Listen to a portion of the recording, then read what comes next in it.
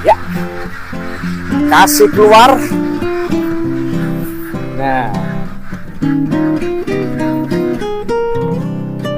harus dijaga dari sini. Assalamualaikum warahmatullahi wabarakatuh. Selamat siang. Ya, kembali lagi kita berjumpa kembali dan bersua kembali lewat channel kesayangan kita ini di WEK TV ya. Barometer tentang pervideoan atau perkontenan yang akan selalu membahas dunia perunggasan atau perbebekan yang ada di sekitar kita, di sekitar pedesaan, perkampungan, atau kita sendiri yang menjadi pelaku sebagai peternak unggas tersebut.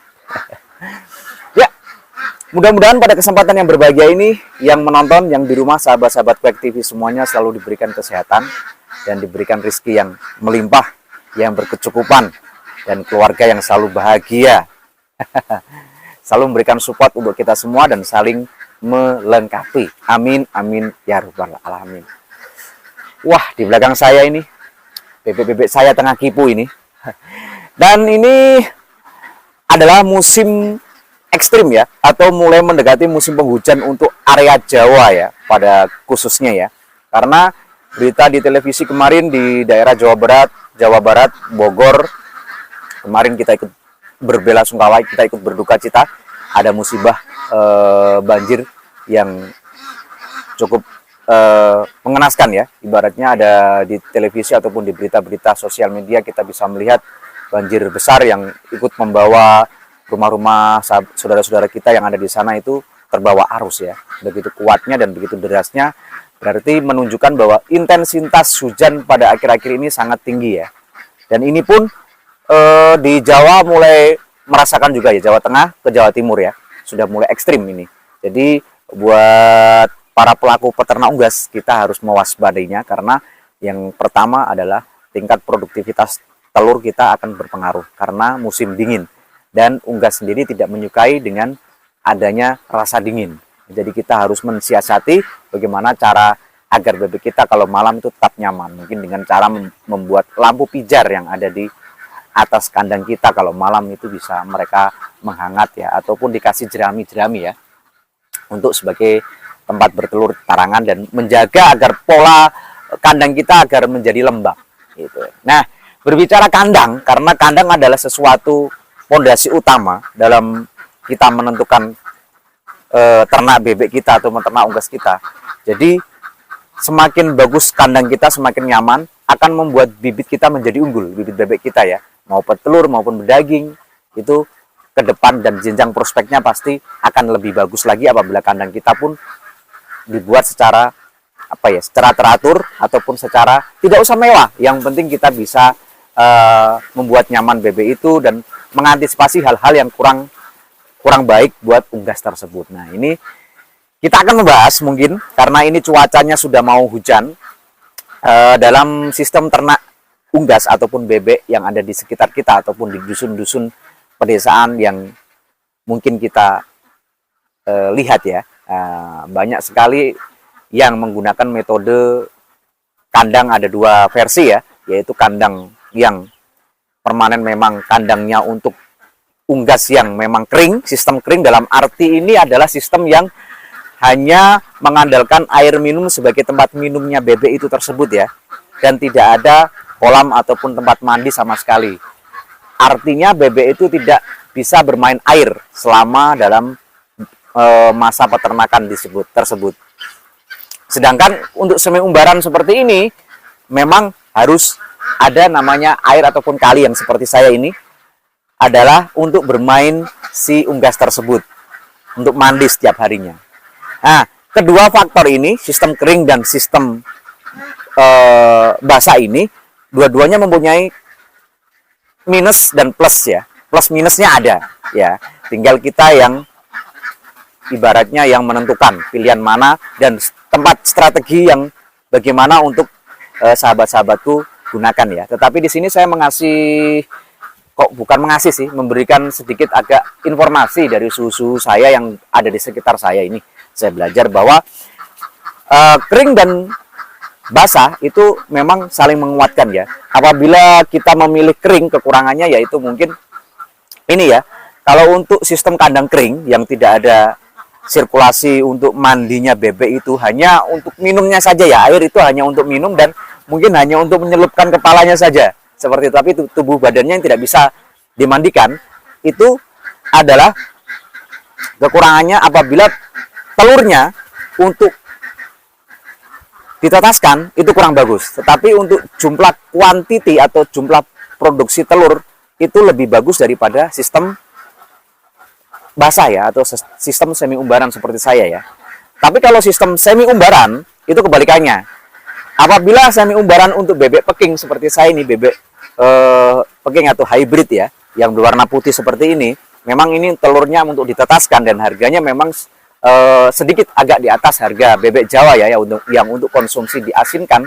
Itu memang bagusnya adalah basah seperti ini ya.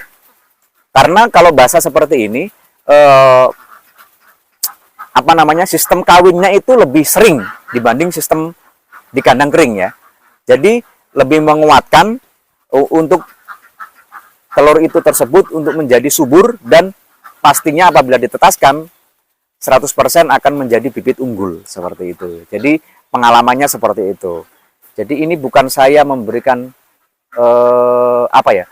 buruan, tidak, karena saya juga masih belajar. Mudah-mudahan apabila saya salah silakan dikoreksi di dalam komen suhu saya ataupun yang satu server dengan kita, biar kita bisa belajar sama-sama. Tidak ada yang merasa paling di sini paling tinggi ilmunya, tidak ada, apalagi saya ini juga masih berguru. Banyak sekali kekurangan ilmu tentang dunia perunggasan seperti itu. Jadi kita harus menentukan ya, karena sistem basah dan sistem kering rata-rata mempunyai keunggulan dan juga kekurangan. Dan kita pun harus menentukan tempat. Kalau tempat saya memang tempat saya memang tidak mempunyai tempat ataupun lahan yang kering ya.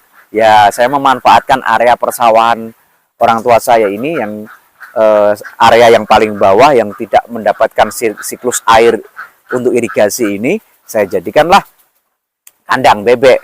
Nah, awal mulanya seperti itu, dan saya memang mempunyai mimpian apabila bebek ini di dalam kandang agak-agak stres, saya kasih mandi karena dekat dengan kali.